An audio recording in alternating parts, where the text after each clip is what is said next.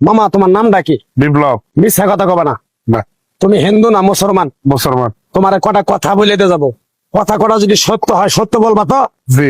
একবার কও বিসমিল্লাহ, বিসমিল্লাহ, আরেকবার কও সুবহানাল্লাহ। সুবহানাল্লাহ। রাগ করলা? না, এই নামগুলো নিলে ভালো না ক্ষতি? ভালো। তোমার চারটে কথা বলে দিয়ে যাবো, কথা চারটে যদি সত্য হয় সত্যই বলবা, মিথ্যার আশ্রয় নিবা, আল্লাহর কাছে ঠেকা থাকবা। কি কইছি কথাটা বুঝতে পারছো? জি। মুখ পাকাও।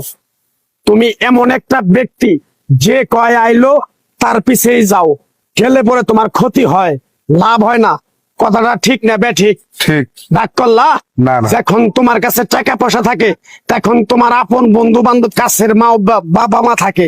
যখন তোমার কাছে টাকা পয়সা থাকে না, তোমার আত্মীয় স্বজন কোনো বন্ধু বান্ধব তোমার কাছে থাকে না। কথাটা ঠিক না বে ঠিক? ঠিক। রাগ করলা? না, না। এই কথাগুলো আগে পিছে কোনদিন বলছিলা? না। তুমি মানুষের পিছনে যায় হাজার হাজার টাকা পয়সা নষ্ট করো, তোমার পিছনে এসে কেউ